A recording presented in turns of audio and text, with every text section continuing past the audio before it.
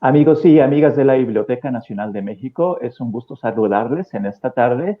Bienvenidos a una nueva charla del programa de charlas virtuales de Ratones de Biblioteca. Antes de comenzar, quiero recordarles que nos interesa mucho conocer qué es lo que opinan, qué es lo que están pensando, si tienen dudas o preguntas. Así es que si en el curso de la charla tienen ustedes alguna duda o pregunta que quisieran compartirnos, les invitamos a que lo hagan, déjenlas en la sección de comentarios porque atenderemos todas sus dudas y preguntas al final de la transmisión. También les invitamos a que hagan clic en ese botón de compartir para que así nos permitan llegar a un público más amplio. Muy bien, una vez dicho esto, pues comenzamos. Bienvenidos a la charla de hoy de Ratones de Biblioteca.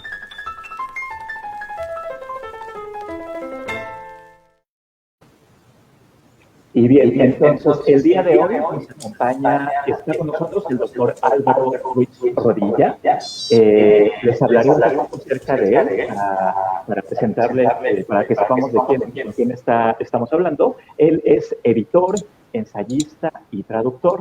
Es maestro en estudios americanos y doctor en literatura iberoamericana por la Universidad de Toulouse y de Sevilla, y obtuvo la mención honorífica en el doctorado con la tesis titulada Hacia una poética del inventario de José Emilio Pacheco, Poesía y Periodismo, 1973-1983. Durante 3 años fue docente de literatura latinoamericana en la maestría de estudios románicos del Instituto Católico de Toulouse y coordinó la antología titulada Las décadas de Nexos, volúmenes 1 y 2, que se publicó en el Fondo de Cultura Económica en 2018 dentro de la colección Revistas Mexicanas, y ha publicado en revistas y suplementos culturales traducciones de Asili Erdogan, Ibn Sirin, Amadou Hampâté-Bâ, Cécile Omagny y Jim Morrison. Entre los libros en los que ha participado, ha fungido como traductor de obras de Montaigne, como El diario de viaje, editado por Minerva en 2018. Ha traducido también a Flaubert, tradujo Salambó, editado por el Fondo de Cultura Económica en 2020, y ha traducido también a Marcel Proust. En este caso, tradujo la obra titulada El misterioso corresponsal, que se publicó en Nexos en 2019. Y también ha participado en traducciones colectivas del español al francés de la poeta mexicana Coral Bracho. En este caso fue la obra titulada Chambre d'Hôtel, que editó Almanar en 2015, y ha traducido también al peruano Eduardo Trinos, una obra titulada 14 formas de melancolía, editada también por Almanar en 2012. Y por último, en la revista Nexos, fungió como editor de la sección de Cultura y Vida Cotidiana entre 2016 y 2020.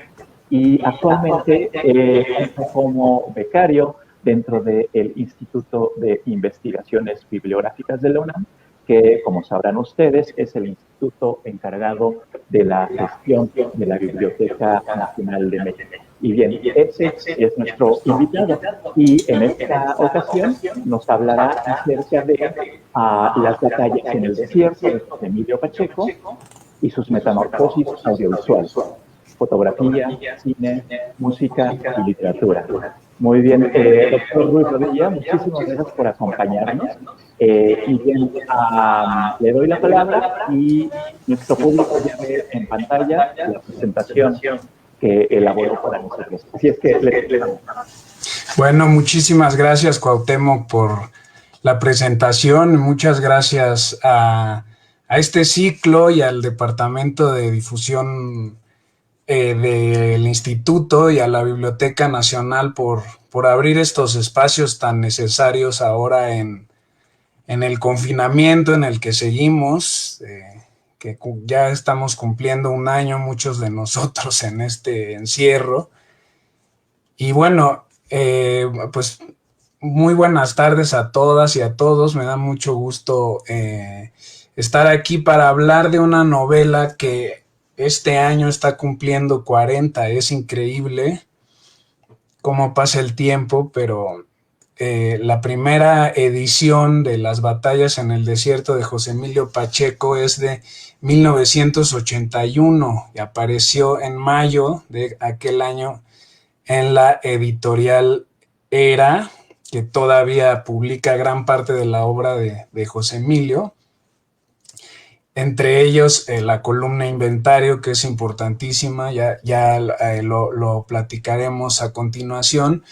Y bueno, voy a hablarles de algunas adaptaciones y metamorfosis y diálogos que tiene esta novela con soportes y formatos audiovisuales. No voy a hablar de los cambios textuales que ha tenido la novela, porque de eso ya se encargó Antonio Saborit, el historiador, en un artículo muy preciso que se publicó en Nexos en 2011, cuando la novela cumplía 30 años, y que ahí amablemente se encargó Cuauhtémoc de poner en el enlace 0 que aparece por ahí para ustedes.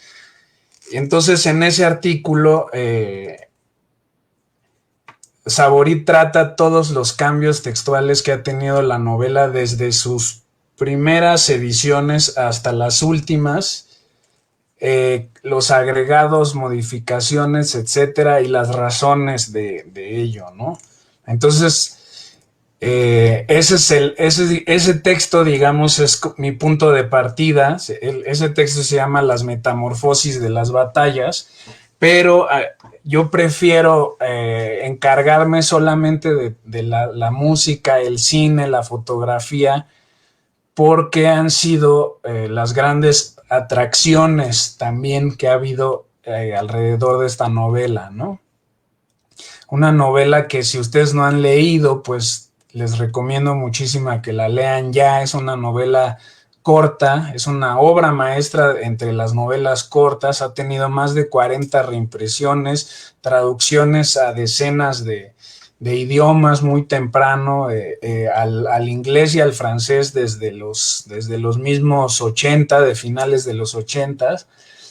Y como decía el mismo José Emilio Pacheco, la fama de Las batallas ha opacado casi todo lo demás de su obra, ¿no? Bueno, esto creo que es una verdad, pero también es una verdad a medias, porque los lectores de José Emilio también conocen su inventario, y los que lo seguían en su momento, los que seguían esa columna, la esperaban, ¿no? Con gran emoción cada semana, desde que apareció en el 73 hasta la muerte prácticamente de José Emilio Pacheco en 2014.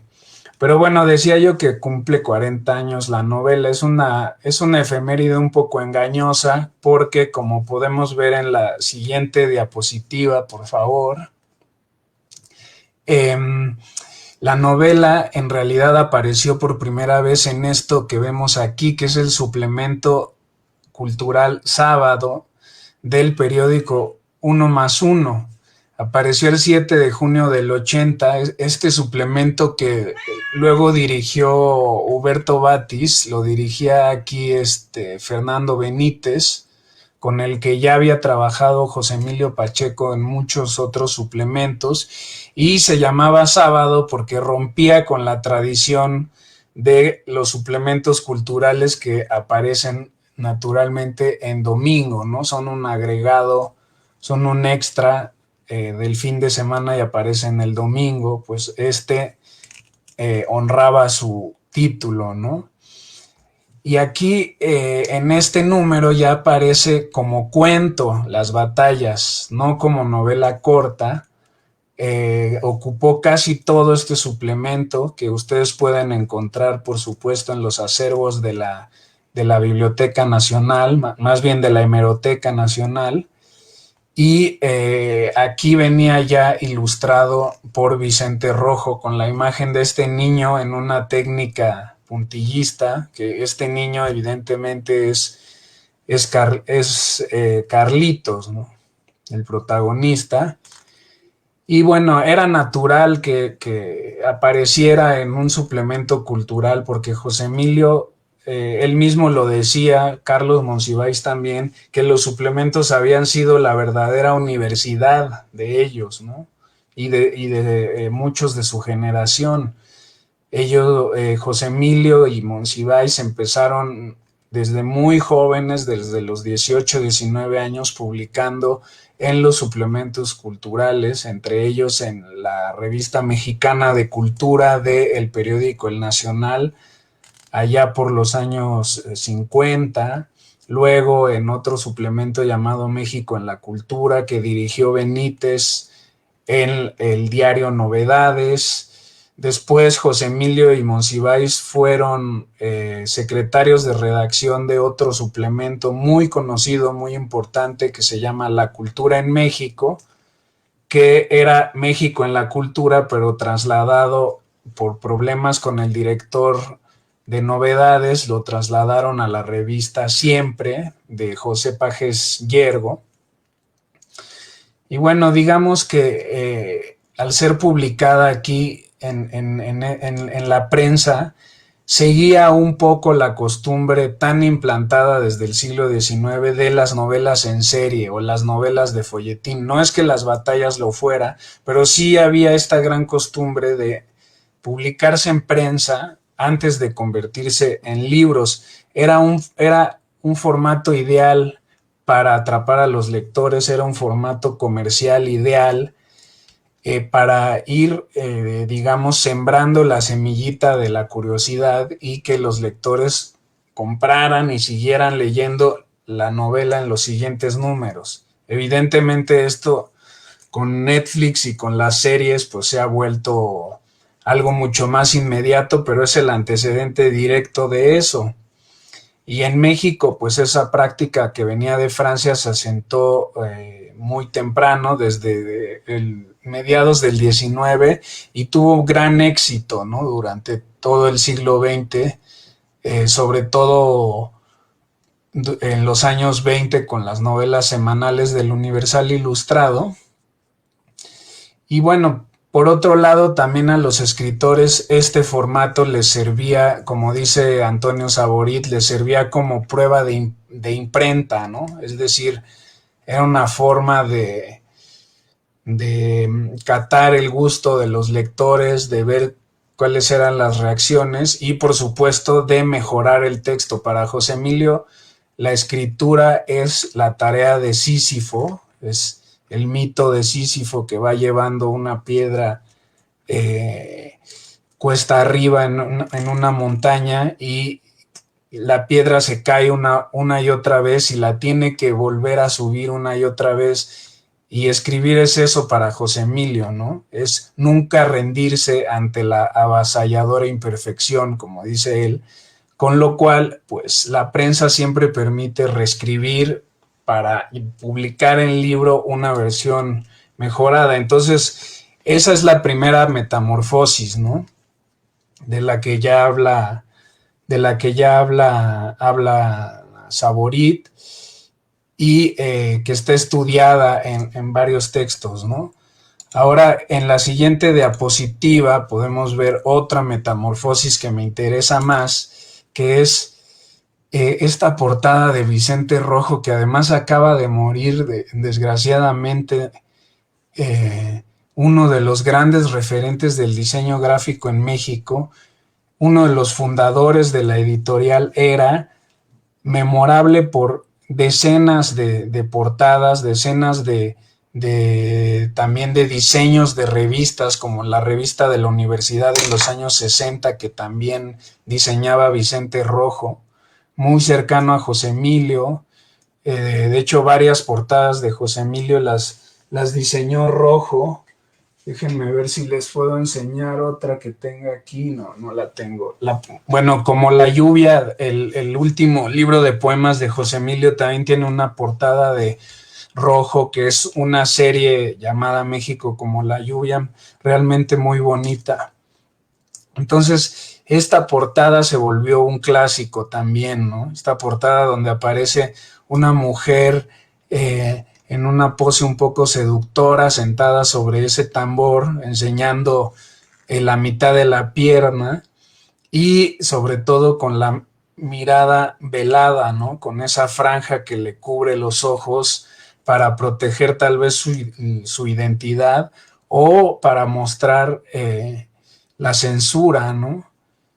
Para mostrar también que el objeto del deseo del niño pues está prohibido, pues ella está ocupando el juguete del niño, esto está reemplazando ese deseo de los juegos infantiles, pero sus ojos están censurados, ¿no? Entonces, esa fue la primera edición de Las Batallas, la que está cumpliendo 40 años, y esa edición, por supuesto, ya había sufrido una metamorfosis de la anterior que vimos en la portada de Sábado. Y ahora esta, que me gusta aún más, que es la edición conmemorativa de 2011, cuando cumplió 30 años la novela. Ignoro si este año por los 40 hagan otra edición conmemorativa, esperemos que sí, y que tengamos otra sorpresa y otro motivo para releerla. Pero bueno, esta ya no tiene ningún elemento de Vicente Rojo, por supuesto conserva la identidad visual de Era, muy característica, con el título del autor aquí arriba en esa disposición, el sello de Era que pueden ver aquí abajo a la izquierda y en la otra portada abajo a la derecha, que solamente ha cambiado de color, y esa fotografía de Nacho López, que es un hito de verdad, con ese cilindrero en primer plano, con una mirada muy melancólica y la perspectiva un poco aguda hacia arriba con el monumento a la revolución detrás. Nacho López, el gran cronista visual de los años 940 y 950, y esta edición tiene no solo esta foto grandiosa en la portada, sino otras 5 o 6 fotografías en el interior de la Ciudad de México de esos años, ¿no? Además hay un detalle importantísimo que es este sello dorado en el que vemos la silueta de la mujer de Vicente Rojo, con lo cual, sí, si puedes hacerle zoom ahí, por favor. Con lo cual hay un homenaje visual ahí muy claro a Vicente Rojo, ¿no? Es decir, nos atrevemos a reemplazar a Vicente Rojo para una edición conmemorativa, pero no lo olvidamos, ¿no? Aquí está. Miren, yo les puedo mostrar también aquí, no sé si se ve un poco más claro. Exacto, bueno, brilla un poquito, mi cámara no enfoca, pero sí se ve, ¿no?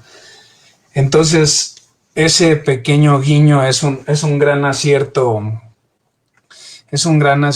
editorial.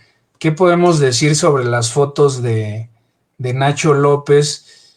Que en ellas aparece la ciudad, de verdad, la ciudad real de los años 50 en que transcurre la novela, de los años del alemanismo. Aparecen sus avenidas ya pobladas de los automóviles característicos, que son en cierto modo la fisionomía de las ciudades, y los asomos de modernidad que ya hay ahí, los letreros publicitarios, los cines,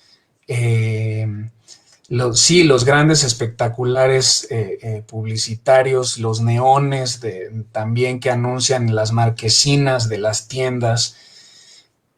Y me parece que el acierto de esta edición es haber entendido que la Ciudad de México también es una de las protagonistas, si no es que la protagonista principal de la novela, pero vamos a volver a este tema un poco más adelante. La siguiente metamorfosis en la siguiente diapositiva, muchas gracias, es la de las bandas sonoras. La música es importantísima en la novela y también en la historia de las lecturas o de las y los lectores de la novela. Vamos a ver por qué.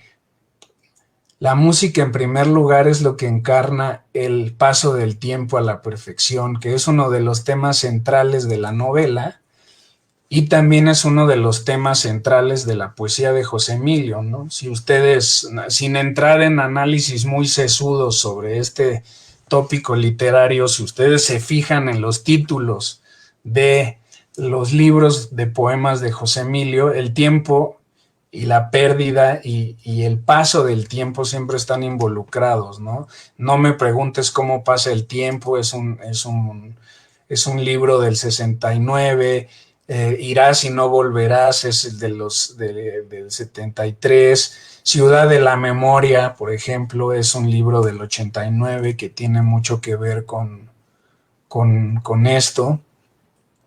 Entonces el tiempo es un tema central y la música lo encarna de manera muy sencilla, muy directa y muy inmediata. En la novela aparece el bolero de Pedro Flores, un bolero de los años 40, titulado Obsesión. Ahí pueden ver algunos de los versos que cita José Emilio en la novela. Es la banda sonora de verdad de la novela. Pero sobre todo es la banda sonora mental de Carlitos, es lo que está escuchando Carlitos en el momento en que se enamora de Mariana, la mamá de su mejor amigo, con lo cual esa música tiene una implicación y un valor emocional muy fuerte, incluso del recuerdo en su vida, del recuerdo de aquel deseo. Es la canción que vivifica, digamos, su enamoramiento y que también le da sentido a ese enamoramiento imposible, que le da sentido a sus momentos de desesperación y de tristeza cuando se da cuenta de que es un amor sin esperanza completa, ¿no? Emil Cioran, el filósofo rumano y escritor, decía que no hay música verdadera que no nos haga palpar el tiempo. Esto es a lo que me refiero con la importancia de la música, ¿no? Y hay un detalle que quiero señalar, es el de en un pasaje hacia el final de la novela, en el que Carlos se encuentra con su amigo Rosales, bajando del camión. Él está empobrecido, está vendiendo chicles o chucherías, y entonces se reencuentran después de todo lo que ha pasado, 1 o 2 años después, y Carlitos le invita una torta a Rosales y entran a una lonchería, que tiene un ambiente musical, hay una rocola, una sinfonola, y ese es el momento del desengaño de Carlitos, en el que Rosales le cuenta todo lo que sucedió con Mariana, ¿no? Bueno, es un segundo momento de desengaño. Pero hay una frase importantísima que dice: en la sinfonola terminó la múcura y empezó Riders in the Sky. Esa pequeña frase sintetiza gran parte de lo que está contando la novela, que es la llegada de la modernidad a México, la llegada de los electrodomésticos de la posguerra, de todo ese auge económico que trajo el baby boom en Estados Unidos y que, por supuesto, contagió a México. Entonces la música en español se va acabando para que llegue la música en inglés, ¿no? Esto es muy curioso porque es algo que voltea la canción de Café Tacuba, que se titula Las Batallas, es de un disco homónimo de 1992, porque usualmente el rock era una música en inglés y grupos como Café Tacuba, entre otros, Caifanes y muchos más, pues le dieron una gran identidad en español al rock, ¿no? Con lo cual revierten el proceso que había empezado en los años 50. Y esta canción de Las Batallas, que ustedes pueden escuchar en el enlace 2, si no me equivoco, la de Obsesión está en el enlace 1, cuando puedan escucharlas. La segunda, la canción de las batallas, fue realmente la que llevó a la fama máxima a esta novela, ¿no? Creo que incluso más que la película. Es una balada de rock, es una balada que creo que acercó a miles de lectores jóvenes a la novela para bien. Eso es una cosa muy benéfica de la música. Poder acercar a tantos lectores. Por eso yo digo que es la banda sonora de nosotros los lectores. Obsesión es la banda sonora de Carlitos y de la novela, pero la canción de Café Tacuba es la banda sonora de los lectores, porque nos remite a algún pasado en el que leímos y escuchamos la canción por primera vez. También tiene esa función de palpar el tiempo para nosotros. También nos recuerda cómo éramos y qué sentimos al leer las batallas por primera vez. En mi caso, hace ya muchos años. En el de ustedes probablemente puede que sea la primera o la segunda, no lo sé, pero si escuchan la canción y les gusta y ponen atención en su letra y en su composición, pues probablemente también marcará ese momento para el futuro, ¿no? Pero también hay otra razón por la que digo que es la banda sonora de los lectores. En varias conversaciones públicas y en entrevistas, Joselo Rangel, el guitarrista de Café Tacuba, ha contado que llegaron a este libro, él y su hermano Quique, Enrique Rangel, porque se encontraron un tomo de literatura mexicana en el Aurrerá de Chegaray en Satélite, y ahí había baratas y era su forma de acceder a la literatura cuando eran jóvenes, ¿no? Con lo cual ya estamos hablando de una novela que era popular, que era accesible, ¿no? En una horrera, entonces en los años 80 precisamente. Entonces, cuando empezaron a componer la canción, cuando la compuso su hermano más bien, y él hizo arreglos de guitarra, él buscaba rendir homenaje al bolero Obsesión, que es el que tienen aquí a la izquierda, que ellos ya conocían, ¿no? Él y su hermano ya lo conocían por haberlo escuchado en la televisión en un programa llamado Sábados con Saldaña. Y dice Joselo, no es que nosotros buscáramos ese bolero y que nos gustara, es que nuestros padres veían Sábados con Saldaña y sonaba ese bolero por ahí, era parte de, digamos, la educación musical familiar de ellos, ¿no? Otra cosa que sucedía en Sábado, como el suplemento, ¿no? Del que hablamos al principio. Pero bueno, lo importante aquí es que según Joselo, la canción que compuso su hermano Quique, que es el bajista de Café Tacuba, está basada en realidad no en la novela y no está basada por completo en Obsesión. Eso era un arreglo que él buscó, sino que en realidad está basada en la experiencia de Quique Rangel como lector. Por eso es un reclamo al protagonista, por eso lo increpa y le dice, oye Carlos, ¿por qué tuviste que salirte de la escuela esta mañana, ¿no? ¿Por qué hiciste algo tan atrevido en una sociedad tan conservadora y por qué hiciste algo tan arriesgado, ¿no? Que era una manera de decirle, ¿cómo es que hiciste algo que yo nunca me atrevería a hacer, ¿no? Irle a declarar mi amor a una mujer que podría ser mi madre y que me lleve tantos años y que en realidad es la madre de mi mejor amigo. Entonces, por eso es la banda sonora de los lectores, no solo porque nos va a recordar o ya nos recuerda el tiempo de nuestra lectura y de nuestro descubrimiento de las batallas, sino porque precisamente está escrita desde el punto de vista de un lector y desde la experiencia de un lector.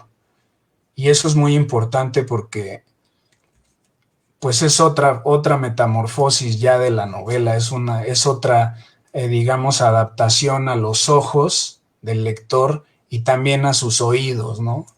Con ese requinto inicial de Joselo, que él dice que intenta hacer un homenaje al bolero, pero bueno, para él no se parece nada ahora que lo escucha a lo que estaba tratando de emular, que era los requintos acústicos como los de los Panchos, ¿no? Esos requintos muy garigoleados que aún se oyen en los tríos, en cantinas y etcétera, ¿no? Pero bueno, en todo caso, creo que aquí lo importante es decir que la banda sonora Obsesión ya marcaba un futuro muy popular para esta novela, porque ya era una canción eh, muy conocida, una canción pegajosa, una canción accesible que, digamos, estaba marcando un futuro también ya popular para la novela. Obviamente José Emilio Pacheco nunca se imaginó que se convirtiera después Las Batallas, la canción de Café Tacuba, en un éxito del rock que trasladó el éxito a su novela y que convirtió, curiosamente, por hacer de José Emilio un autor popular, ¿no? Un autor conocido, un autor leído, y muy buscado por los lectores. Joselo también cuenta que en los conciertos de Café Tacuba siempre se acerca a alguien con algún ejemplar de Las Batallas. Y él dice, bueno, no me gusta firmar libros que no sean míos, pero siempre lo hago porque es un placer que la gente escuche la canción y que lean la novela, ¿no? Y dice que suelen ser libros muy manoseados, que pasan de lector en lector. Entonces, pues esto es algo muy importante. También aquí quiero señalar que tal vez todavía quedan oportunidades de hacerla, transformarla en música, y pienso sobre todo en el rap o en el R&B o en esos géneros que integran mucho la poesía en las letras, porque creo que la condensación histórica y todas las marcas que tiene como crónica la novela le dan un ritmo narrativo muy ágil, muy conciso y muy veloz, y esto está hecho a partir de las listas.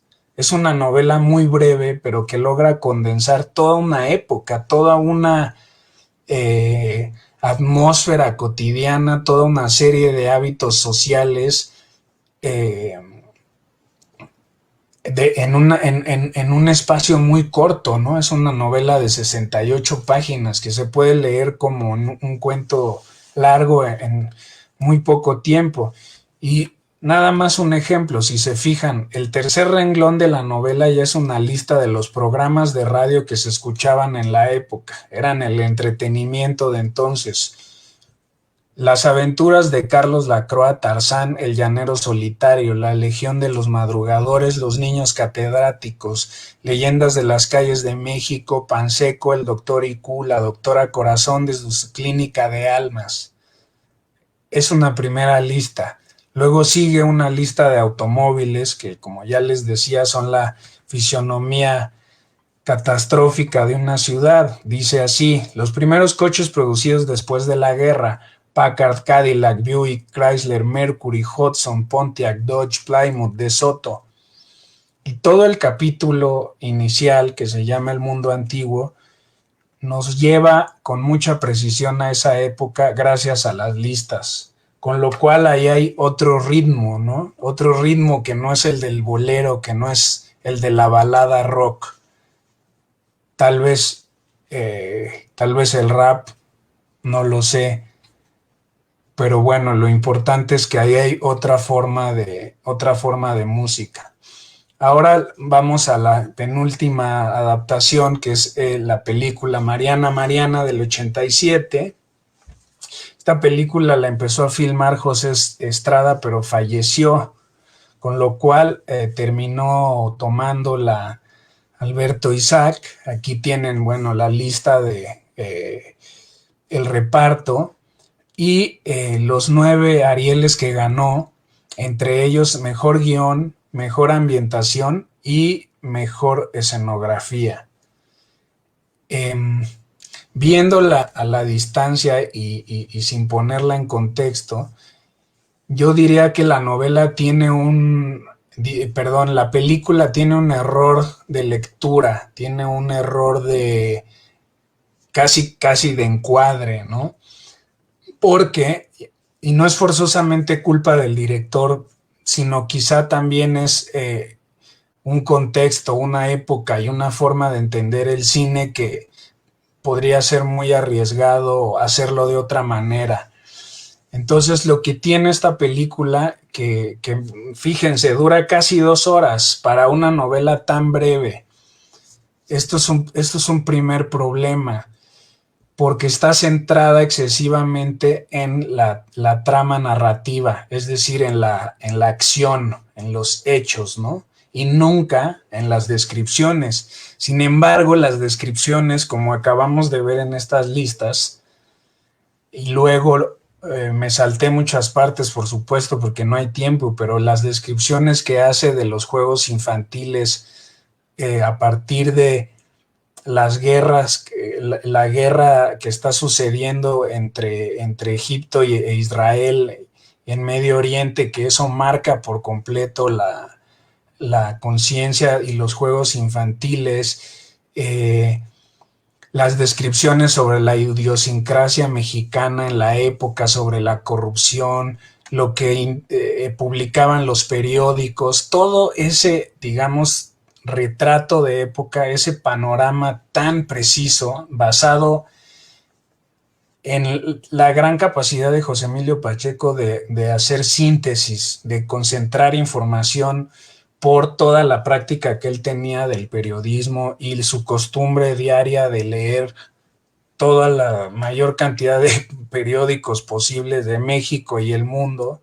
Entonces, ese gran contexto que tiene la película, casi como si fuera un documental con la pequeña historia de Carlos de fondo, todo eso no aparece en la película más que de manera muy tangencial, ¿no?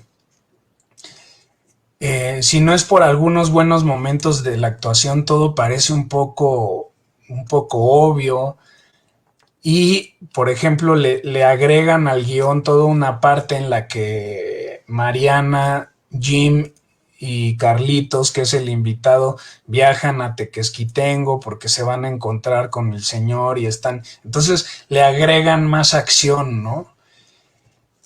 Y el problema es que en realidad la acción de la novela es muy sencilla. Es un niño que se enamora, sus juegos en la escuela, el momento de quiebre en el que le declara su amor y luego el paso del tiempo y el deterioro del tiempo y la pérdida del pasado. Es realmente A más B, ¿no? Es algo muy, muy sencillo y esa es la gran complejidad de José Emilio, hacer las cosas que aparentemente parezcan sencillas y tengan una gran complejidad. Y aquí la complejidad, entre otras cosas, como les mostré con las listas, es la riqueza histórica que tiene, ¿no?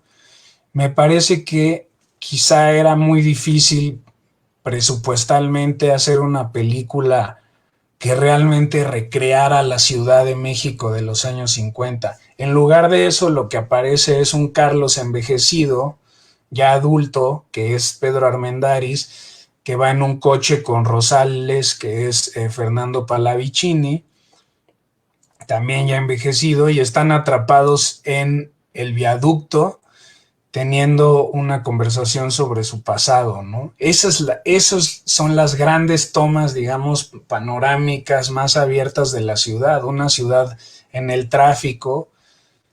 Esa ciudad sí es la ciudad que siempre retrató José Emilio, la del caos, la de la contaminación, pero la ciudad de las batallas no es la de los 80, sino la de los años 40 y 50, la del alemanismo, que no aparece realmente retratada ahí, ¿no? Hay mucho más enfoque en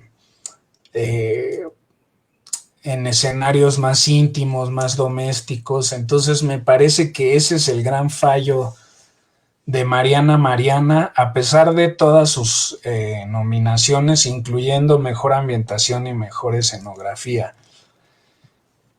Puede ser también estamos demasiado acostumbrados a un cine en el que hay acción todo el tiempo, ¿no? El cine de Hollywood en el que todo el tiempo tiene que suceder algo para que no estemos aburridos, y las descripciones en el cine, hacer un montaje descriptivo, pues puede ser más aburrido, ¿no?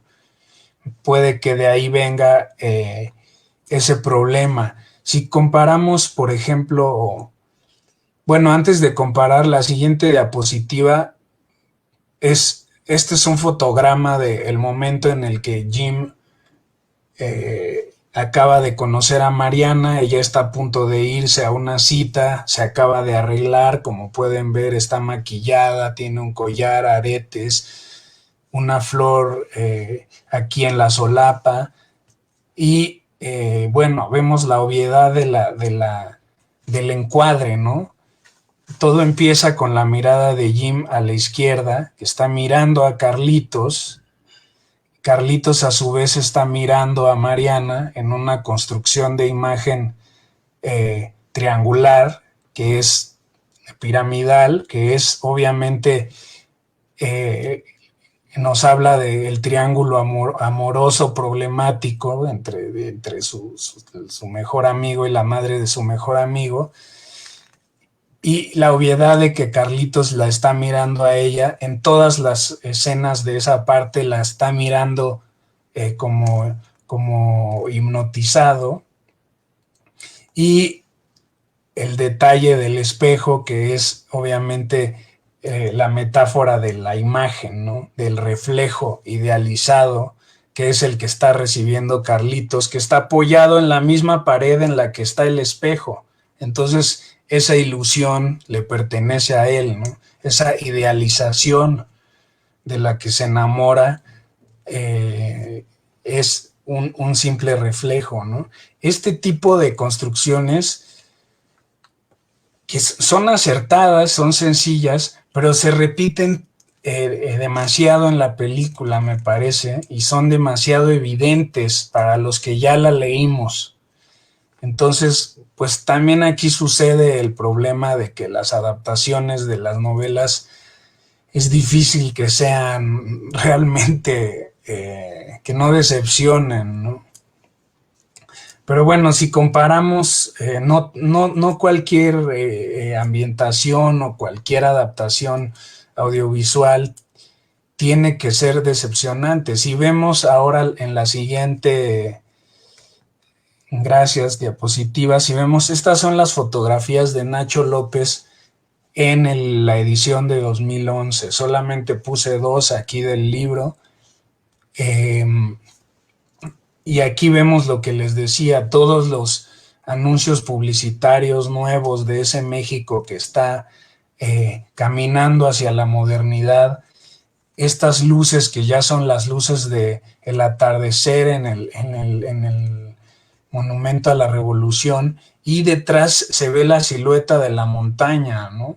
Se ve la silueta de lo que rodea el Valle de México, lo cual es increíble porque esa es precisamente una ciudad que ya perdimos. El día que volvamos a ver esas montañas será un día excepcional o un día de pandemia en que no haya contaminación, pero esa era la ciudad que veías un día con este tráfico, ¿no? La siguiente foto, esta imagen del barrendero a mitad de una avenida larga, igual con los edificios ya de época, con esos letreros publicitarios. Bueno, ese es el tipo de encuadre y ese es el tipo de imagen que sí estaban disponibles en el acervo visual mexicano, porque Nacho López es muy conocido, pero la película no los explotó, ¿no? Y me parece que en estas fotos la ciudad, la vida cotidiana en la ciudad, la experiencia de sus calles y la llegada de la modernidad sí es uno de los protagonistas, uno de los ejes de la narración, como en las batallas, como en la novela, ¿no? Entonces, bueno, en este caso, pues la fotografía fija, no en movimiento del cine, la fotografía fija, pues sí nos da un diálogo incluso mucho más preciso y mucho más acorde con la novela, a pesar de que no se basó la fotografía en la novela, ¿no? A pesar de que fue en otro tiempo. La última diapositiva, y ya con esto voy a terminar, es las últimas metamorfosis de las batallas, que en realidad son las primeras. Me refiero al epígrafe inicial que dice: "The past is a foreign country, they do things differently there". El pasado es un país extranjero o extraño, hacen las cosas diferente, bueno, hacen las cosas de manera distinta allá. Esta es la frase que inicia la novela de L.P. Hartley, The Go-Between del 53, The Go-Between, que se podría traducir como el mediador o el intermediario. Tuvo un éxito similar al de las batallas y en la que José Emilio Pacheco está indicando varias cosas con ese epígrafe. No solo está indicando que esa frase es casi un poema, es casi un verso, porque tiene una música muy exacta, sino que además la trama también es similar. En esta novela el protagonista se llama Leo, también es un niño, y encuentra un diario que él escribía a sus 13 años, que narra, en ese diario él está narrando el cambio de siglo en Inglaterra, es decir, el paso al año 1900, que a él le parecía un futuro prometedor, ¿no?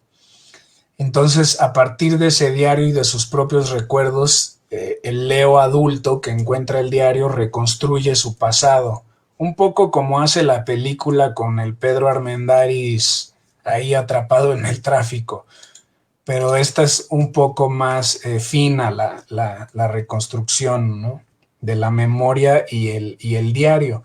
Entonces, lo que se está acordando, lo que está recordando ahí Leo es cuando su mejor amigo lo invita a pasar varias semanas en verano a una residencia aristocrática llamada Brandon Hall, que es donde vive su mejor amigo Marcus Maudsley, y también es una familia, digamos, con mayores recursos, como la de Jim, que aparenta mucho poder porque el papá aparece en las fotografías con el presidente, porque tienen cosas de los Estados Unidos, y la mamá le ofrece flying saucers de cenar, y ellos traen toda esta cultura, digamos, de más hegemónica, ¿no?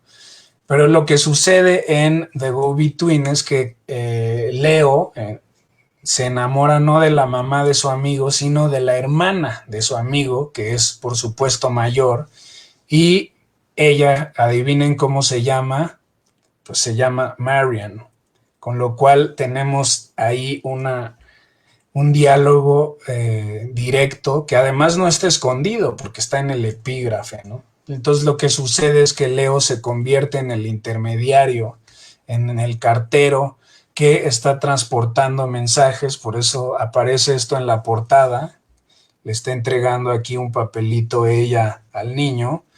Él se convierte en el intermediario entre Marian y su amante, que es un aparcero. Y bueno, es una novela interesante que tiene también todo un aspecto escandaloso para la moral victoriana, ¿no? El otro dato curiosísimo es que, si no era preciso el epígrafe que retomó José Emilio Pacheco, como para que diera el título de otro ensayo que es un clásico ya para quienes estudian historia. No es que sea realmente un libro de historiografía, pero sí es un libro al que acuden muchos historiadores, sobre todo muchos estudiantes. Este libro del 86, perdón, ahí puse 85, es 86. Aquí la portada es de una versión de reeditada y ampliada del 2015, que retoma el mismo epígrafe que usó José Emilio, ¿no? The past is a foreign country, en la que el historiador David Lowenthal se ocupa de los usos del pasado, los abusos del pasado en varias épocas y sociedades, y sobre todo cómo la sociedad y los políticos y la prensa utilizan el pasado, utilizan los monumentos, utilizan los relatos históricos, utilizan los símbolos, utilizan los mitos para los intereses del presente, ¿no? Y algo muy importante aquí es que Lowenthal hace una distinción entre la memoria y la historia. Les voy a leer rápido esto para terminar. Dice Lowenthal: la memoria, por su naturaleza personal y por eso ampliamente inverificable, se extiende solo hasta la infancia. En contraste, la historia es más larga, más pública, duradera y confirmable. La muerte extingue incontables memorias, mientras que la historia registrada es potencialmente inmortal. Sin embargo, toda la historia depende de la memoria y muchos recuerdos incorporan a la historia. Y a ambos los distorsiona la percepción selectiva, las circunstancias que intervienen y la retrospectiva. Seguramente Lowenthal no sabía que un novelista mexicano retomó el mismo verso para hacer exactamente una novela con este tema de la historia y la memoria. Es exactamente lo que sucede en las batallas, ¿no? Es la recuperación de la memoria de la infancia de José Emilio Pacheco, que nació en 1939 y era un niño como Carlitos. Es la recuperación de su memoria, de la ciudad que él vio y que él recuerda, en diálogo y en complemento con una memoria pública que se amplía, digamos, que nos da un acceso a un pasado más largo, más duradero, más confirmable, el de la historia, el de un pasado colectivo en México en un momento del régimen de Miguel Alemán. Es exactamente el balance que logra José Emilio en esta novela, el balance entre su memoria personal y la memoria ampliada pública de la historia, que es la que viene registrada en todas esas listas y en todos esos elementos que ya toqué.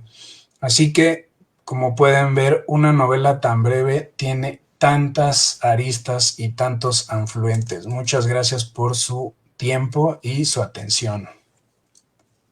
Doctor Ruiz Rodilla, muchísimas gracias por esta plática.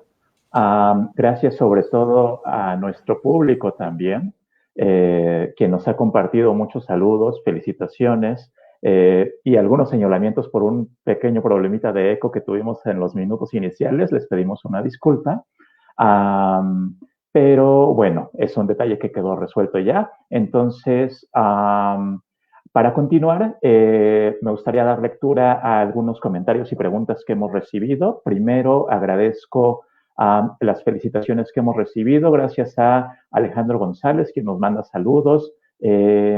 Gracias también a Guillermo Gómez. Gracias a Gabriela Huerta. Gracias a Saruskis Durán. Gracias a Leticia Ramírez, a Evelia Chavarría. Y Saruskis Durán nos hace el siguiente comentario, nos dice: leí esa novela como en los 90, lo que me gustó fue cómo describe la ciudad. Entonces parece que este detalle es uno de los factores que más quedan marcados en la mente de los lectores, ¿correcto, doctor? Claro, bueno, es importantísimo en la novela, ¿no? Y esa frase ya clásica que se ha repetido en muchas partes de cuando Carlitos ve la avenida Álvaro Obregón y dice, miré la avenida Álvaro Obregón y pensé que tenía que conservar ese recuerdo intacto, ¿no? El instante de ese momento intacto, porque nunca más volvería a ver la avenida Álvaro Obregón. Bueno, la avenida Álvaro Obregón sufrió pocos años después de la publicación de Las Batallas, la sacudida y la destrucción del temblor, y de nuevo lo vimos en el 2017. Ahí estaba uno de los edificios con más víctimas, con una salida más problemática para los sobrevivientes, y toda esa zona que quedó bloqueada en el 17. Entonces parece casi profético, ¿no? Lo que hace con la ciudad ahí el narrador. Pero sí, sí, muchas gracias por sus comentarios. Y aprovecho también para señalar algo que olvidamos comentar al comienzo de la transmisión. Nuestro invitado comentó algunos enlaces que por motivo de cuestiones de derechos de autor no pudimos incorporar como tal a la plática, los incorporamos como enlaces, y esos enlaces los encuentran ustedes en la descripción que acompaña a esta transmisión. Así es que les invitamos a ver por segunda ocasión esta plática, ahora sí, acompañando la plática con los enlaces que pueden encontrar ustedes en la descripción que acompaña a esta transmisión. Así que les invitamos a hacerlos para adquirir una experiencia completa de esta muy interesante plática sobre las batallas. Y doy entonces una lectura, continúo con la lectura de comentarios y felicitaciones. Tenemos un comentario, recibimos más felicitaciones de Rosario Rodríguez. También nos comenta Carmen Robles, nos comenta: muchas gracias por la invitación. Me gusta mucho la manera de escribir de José Emilio Pacheco. Y Marlene Morales nos comenta: amo esta novela. Algo muy semejante nos comenta Esther del Carmen Rodríguez, nos dice: mi novela preferida. Y pues vamos, podemos ver que esta novela ha marcado emocionalmente a muchos lectores, se ha quedado en la memoria y en el corazón de muchas personas, ¿no le parece, doctor? Sí, claro, y creo que las canciones y la película no hacen más que reforzar esa idea de tanta cercanía con los lectores, ¿no? Así es, y también tenemos personas que nos están comentando, que están complementando cuestiones que mencionó usted. Por ejemplo, Carmen Robles nos comenta: sí, mi mamá veía Sábados con Saldaña. Muchas gracias al ponente, buena y amena plática, gracias, y mis felicitaciones. Muchas gracias. Y también Saruskis Durán nos comenta: tengo el libro en mis manos, gracias, me hiciste recordar la primera vez que lo leí. Bonitos momentos, bonitos días. Y un comentario semejante, congratulatorio, es el de Marisela Yáñez, quien nos comenta: interesante análisis, felicitaciones. Y tenemos entonces algunos comentarios más. Nos comenta Stephanie Butrón: sería recomendable el que se pudiera hacer una película de las batallas para las nuevas generaciones. Esto nos lo comenta a manera de pregunta. ¿Qué le parece, doctor? Muy buena pregunta, pues no sé qué piensa Stephanie, pero yo creo que sí, ¿no? Pues obviamente con la tecnología que tenemos hoy y con la posibilidad que da el cine, me parece que sería mucho más fácil recrear esa ciudad que como lo hizo la película en el 87 con los recursos que había, claro, porque es una película que se hizo en estudios Churubusco con bastantes, digamos, fondos para recrear algunas partes de la colonia Roma en los 50 y algunas calles, ¿no? Los coches, el cine, que no recuerdo cómo se llama el cine que aparece ahí, al que va la hermana de Carlos una tarde, pero por supuesto que ahora con la tecnología que hay podría ser, bueno, y con también el conocimiento ya que nos dieron los mismos editores, por ejemplo, esto nos lo dieron los editores, ¿no? Este acercamiento con otro tipo de imaginario visual, ¿no? Mexicano igual. Entonces sí, yo creo que deberían de hacerse todas las... De hecho, en internet ustedes pueden encontrar, por ejemplo, ejercicios de gente que ha hecho otras portadas para proyectos de diseño gráfico, de diseño editorial. Hay mucha gente que ha hecho otras portadas de la novela. Es interesante que la gente siga haciendo experimentos, ¿no? Y adaptaciones y creaciones. En efecto. Y yo tengo una pregunta también, doctor, se la comparto. Cuando mencionaba usted las cuestiones que tienen que ver precisamente con el cine y con la importancia que habría tenido elaborar una película con cierta carga documental que recuperara ese pasado de la Ciudad de México de los 40, pensando en eso y pensando en esta relación entre un niño y una mujer mayor, lo que yo recordé fue Los Olvidados de Buñuel. Recuerdo que el Jaibo tiene una relación extraña con la mamá de su amigo y quería preguntarle si se ha señalado, si existe alguna relación entre la novela y la película, la de Los Olvidados, y si se ha señalado o estudiado. No, pues muy buen comentario. La verdad yo no, que yo sepa, no he visto análisis comparativos de eso, pero sí es muy interesante porque hay una parte de esa ciudad de Buñuel, pues es la de aquí. Lo que pasa es que la de Buñuel es mucho más descarnada y trágica y es realmente la miseria profunda de México, ¿no? En efecto. Aquí digamos, es una clase media que se está adaptando a la modernidad. El papá de Carlitos tiene una fábrica de jabones en la película, tiene una gran casa. En la novela solamente sabemos que trabaja en la fábrica, ¿no?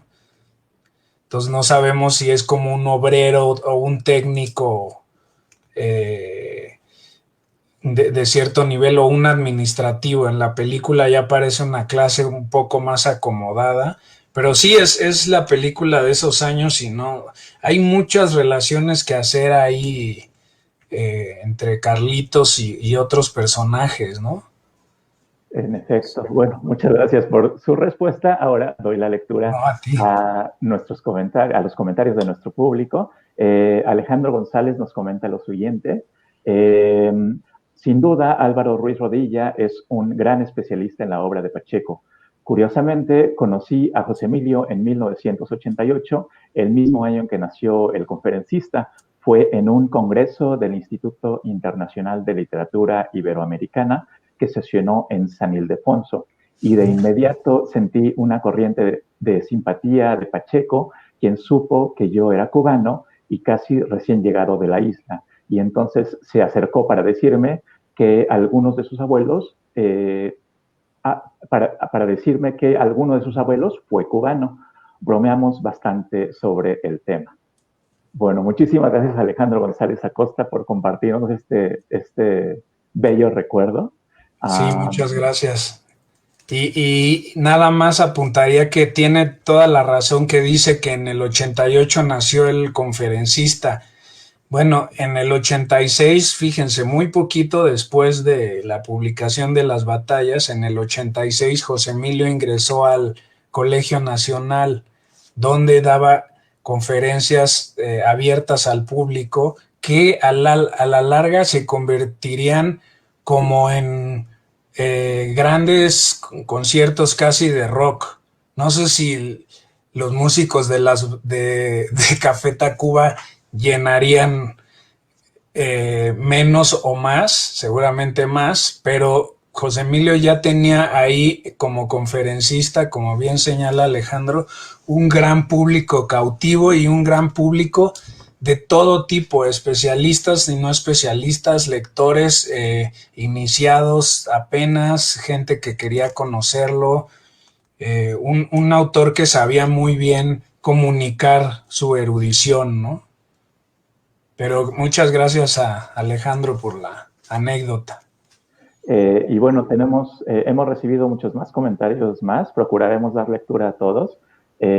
María Guadalupe Conde Pinzón nos comenta lo siguiente: confieso, no he leído la novela, pero en cuanto pueda la compraré para disfrutar su lectura con estos comentarios. Así que pues José Emilio Pacheco ha ganado una lectora más. ¡Qué bueno! Exactamente. Y recibimos algunas felicitaciones más de Héctor Hernández, de Cristel LZ, felicidades. A Lupita Gracias. Romero nos comenta, súper interesante, muchas gracias. Sergio Martínez dice algo semejante, muchas gracias, excelente plática, buenas tardes. Lo mismo, gracias también. María Guadalupe Conde Pinzón, súper interesante. Y Ana María Romero Valle nos comenta, muy buena charla, gracias. Felicidades, doctor Álvaro Ruiz. Gracias, Ana María. También felicitaciones de Rosario Rodríguez, estimado doctor Ruiz. Muchas gracias por tan ameno y acertado análisis. Felicidades. Y tenemos una pregunta más de Héctor Hernández, que nos comenta lo siguiente: ¿nos hacen falta más batallas en el mar, en el campo y en otras ciudades, con muchos más referentes por conocer? ¿Qué opina usted, doctor? Es buena la pregunta porque es claro sobre quién puede escribir algo así ahora, ¿no? Bueno, como la entiendo, supongo que a eso se refiere. Y sí, yo no sé quién puede escribir eso o algo así, pero sin duda nos hacen falta más novelas así que sean tan precisas, tan breves, tan sencillas, pero con ese gran conocimiento de un momento y de un lugar, ¿no? Por eso me parece interesante que diga en el mar, en el campo, porque claro, en todos esos otros lugares, pues hay historia que hacer. Por ejemplo, ya que estamos en la Biblioteca Nacional y en la Hemeroteca, las batallas tienen un gran fondo, una gran investigación hemerográfica, ¿no? Hecha un poco sin querer porque la memoria de José Emilio era algo de otro mundo, y hecha un poco también con el trabajo periodístico que él solía hacer para sus columnas, para sus prólogos y sus antologías, con lo cual pues esa investigación se puede hacer en las hemerotecas de donde ustedes quieran, ¿no? Así que sí. En efecto, esperemos que ya pronto las circunstancias nos permitan reanudar el servicio presencial en la hemeroteca para que nuestro público acuda a las instalaciones a hacer su propia investigación acerca de José Emilio Pacheco, de su obra literaria y también acerca de lo que era ese México, esa Ciudad de México de los años 40. Esperemos que ocurra pronto. Esperemos. Y bueno, ahora doy lectura a un comentario más. En este caso es Edwin Alcántara quien nos comenta lo siguiente. Dice, fascinante, felicidades doctor. Parece que al final la novela tiene algo de fantástico, como su cuento Langerhaus, como si todo hubiera sido una invención. ¿Qué es lo que esto puede simbolizar o metamorfizar en términos de la memoria o el paso del tiempo? ¿Qué opina usted al respecto, doctor? Muchas gracias al doctor Edwin. Me encanta la pregunta porque sí, de hecho di otra conferencia sobre las batallas hace poco y una lectora muy joven me preguntó algo muy similar. ¿Qué opina de la posibilidad de que todo pudo haber sido una invención o una alucinación de Carlos? Y yo pensé, sería muy inverosímil y sería demasiado dramático que todo hubiera sido la simple alucinación de un niño, ¿no?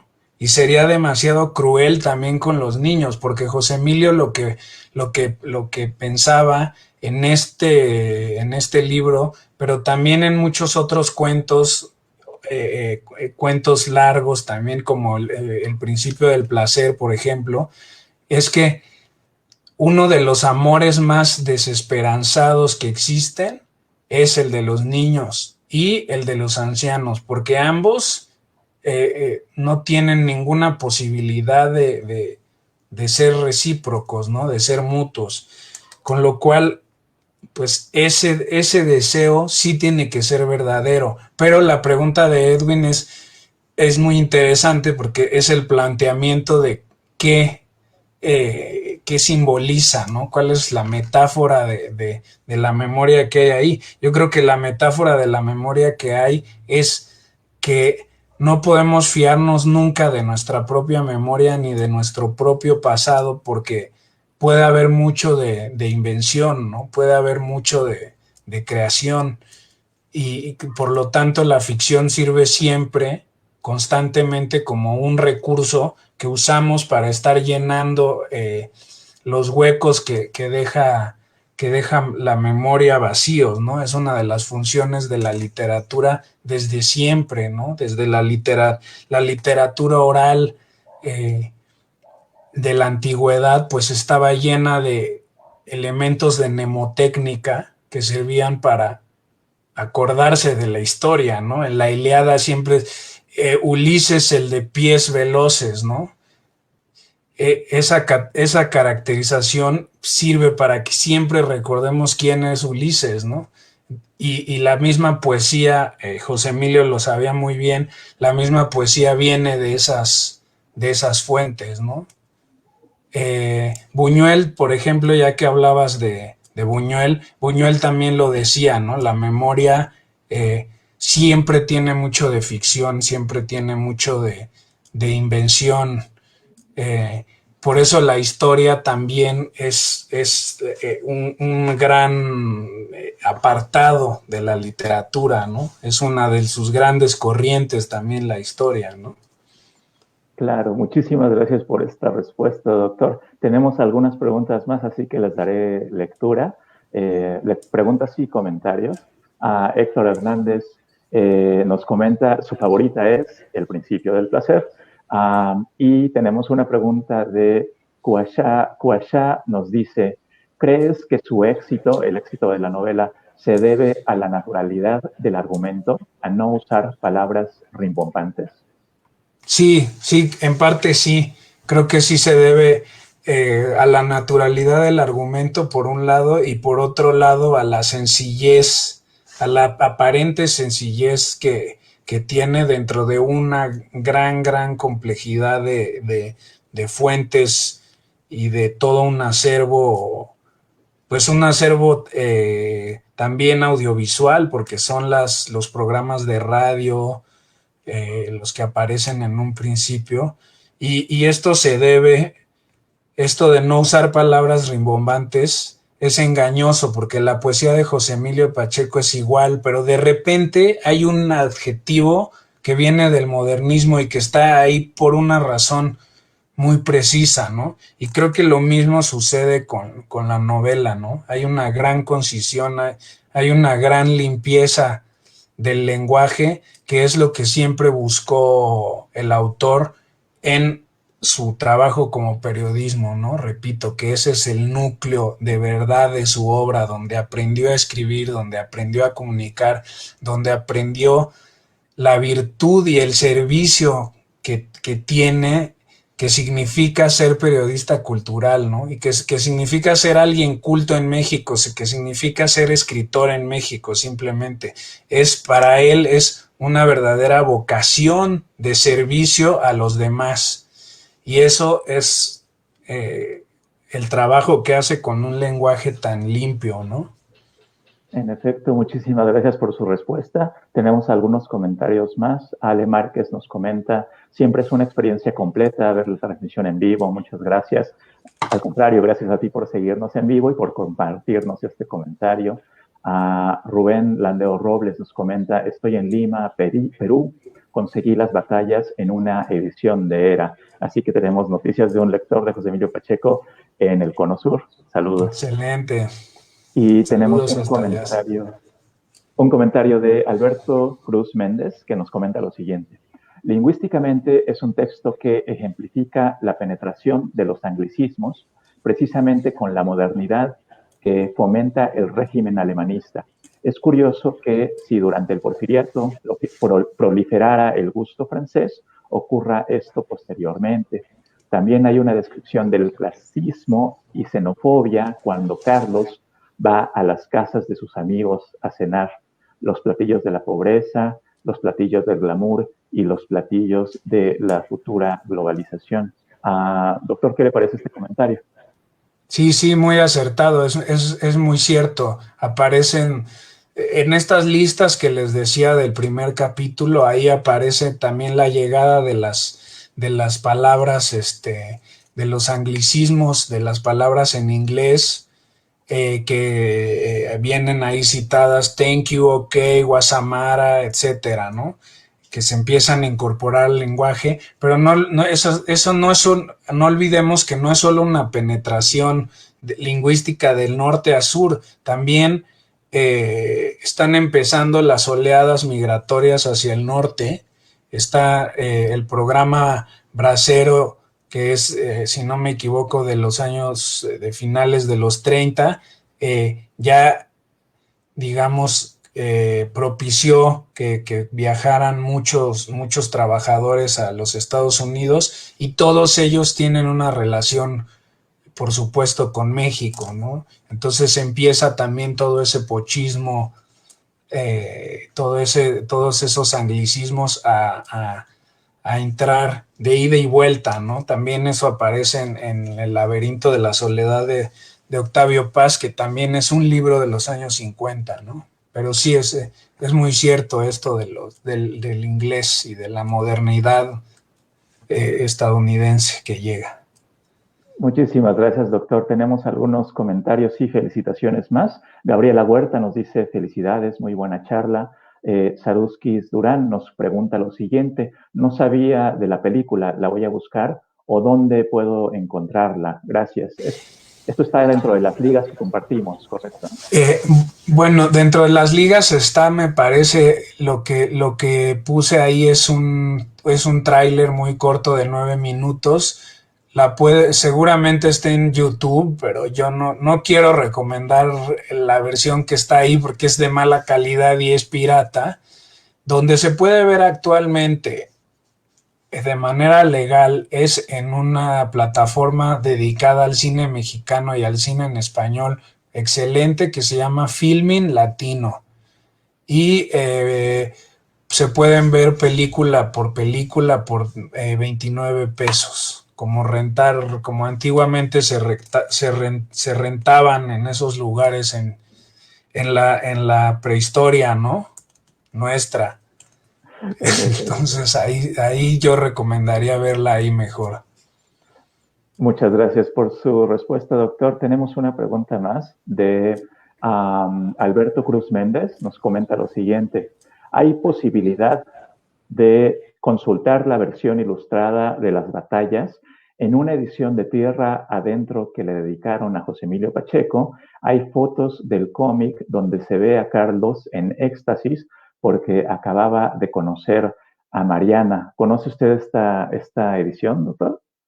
No, muchas gracias a Alberto Cruz por esta recomendación. Yo no conozco esa versión. Había visto una animación que hicieron unos estudiantes, pero esta versión ilustrada de Tierra Adentro no la conozco. En la página de Tierra Adentro están, por lo general, casi todos los números, así que supongo que ahí se puede encontrar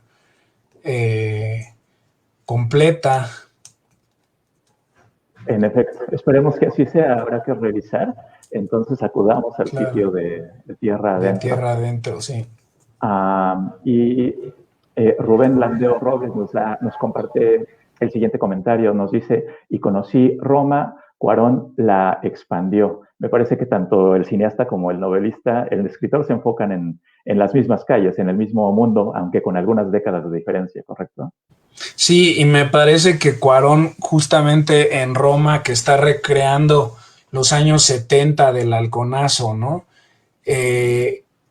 sí lo logra con una perfección documental absoluta, ¿no? No solo por el recurso al blanco y negro, sino por precisamente la fotografía que él tiene, la calidad de los encuadres, que es lo que le falta un poco a la otra, que de hecho no lo dije, pero la otra estuvo nominada a Mejor Fotografía en esos Arieles y no ganó, ¿no? Hubiera necesitado tal vez otro fotógrafo, no lo sé. Y tenemos una pregunta más, algo muy puntual. Alguien nos pide que repita usted el nombre de la plataforma para ver la película en su versión genuina, legítima. No sé si lo escribo aquí en este chat, ¿aparece por ahí? O sea, ¿lo No, podemos, pero lo tal vez podemos me copiar serviría. por ahí? Repítame usted el nombre y yo busco el Es título. Filmin, con N al final, Filmin Latino, es todo pegado. Es una plataforma apoyada por IMCINE en México, que tiene un enorme acervo de cine mexicano desde películas de los años 50. Entiendo. Veamos, tengo por aquí ya el sitio web. Voy a compartir la imagen con nuestro público para que puedan ver con más detalle de qué nos habla usted. Veamos. Ahí la tenemos. Exactamente.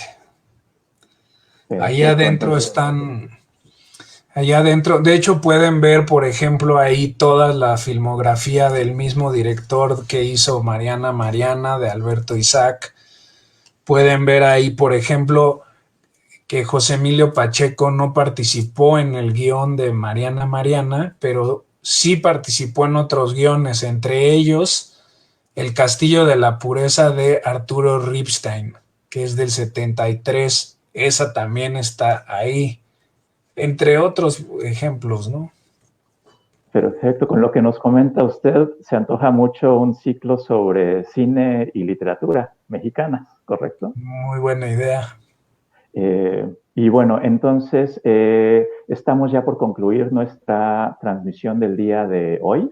Antes de hacerlo, quiero recordarle a nuestro público, bueno, en primer lugar, que las ligas que se mencionaron durante la charla las encuentran ustedes en la descripción que acompaña a esta transmisión. Y queremos comentarles también que si les llamó la atención, si les gustó esta muy interesante plática, pues tenemos el gusto de informarles que nuestro invitado, el doctor Álvaro Ruiz Rodilla, dará próximamente un curso taller de manera virtual, así es que podrán ustedes tomarlo desde donde sea que se encuentren. Les tengo aquí los datos. El curso se llama Verse entre versos, curso taller de lectura de poesía latinoamericana. Este curso taller comenzará a realizarse a partir del viernes 9 de abril, todos los viernes hasta el 11 de junio, de 17 a 19 horas, y se realizará de manera virtual por Zoom. Si quieren ustedes conocer los detalles acerca del proceso de inscripción, si quieren conocer con detalle el programa del curso a taller, o si quieren inscribirse, lo cual nos alegraría mucho, vayan también a la descripción que acompaña a esta transmisión y ahí encontrarán la liga en donde podrán revisar ustedes todos los detalles que necesitan saber para inscribirse. Esperamos que se animen y que se inscriban, porque es un curso taller que se antoja muy interesante. Doctor, aprovechando que lo tenemos aquí, ¿le gustaría comentar algo acerca del curso taller que impartirá? Pues que adelante, están todos invitados y todas, porque es un curso que va a tocar todo un panorama muy amplio de la poesía hispanoamericana, más bien latinoamericana diría, y que lo vamos a adaptar porque es un taller a quienes, desde quienes nunca hayan leído poesía hasta los que ya lean un poco, hasta los que lean muchísimo. Y la idea es poder platicar estas lecturas, ponerlas en común y darles herramientas a los asistentes para poder leer cualquier poema latinoamericano, cualquier poema incluso en español, y poder entenderlo de distintas maneras, entender cómo está construido, entender a qué contexto histórico y a qué movimiento, tendencia estética puede pertenecer, y cómo se va construyendo la idea de lo que es la poesía y la idea de lo que tiene que decir un poema, se va construyendo esa idea y cómo va evolucionando esa idea de lo que es la poesía, ¿no? Bien, muchísimas gracias, doctor. Les repetimos, si quieren saber más al respecto o si quieren inscribirse, revisen la descripción que acompaña esta transmisión y ahí encontrarán la liga con todos los detalles al respecto. Y bien, entonces esto nos lleva ya al final de nuestra transmisión. En esta ocasión tuvimos el placer de contar con la presencia del doctor Álvaro Ruiz Rodilla, quien nos habló acerca de las batallas en el desierto de José Emilio Pacheco y sus metamorfosis audiovisuales en fotografía, cine, música y literatura. Antes de concluir la transmisión, queremos invitarles a que nos sigan por nuestras otras redes sociales. En Twitter nos encuentran con esta arroba IIBUNAM. Así es que si no nos siguen ya, nos encantaría que nos acompañen también por allá, por Twitter. Y les recordamos también que todas las charlas que elaboramos dentro del programa de Ratones de Bibliotecas, así como las demás charlas y conferencias que se realizan dentro del Instituto de Investigaciones Bibliográficas, las pueden encontrar ustedes en nuestro canal de YouTube. Así es que si les interesa, vayan ustedes a YouTube, tecleen Biblioteca Nacional de México y suscríbanse a nuestro canal.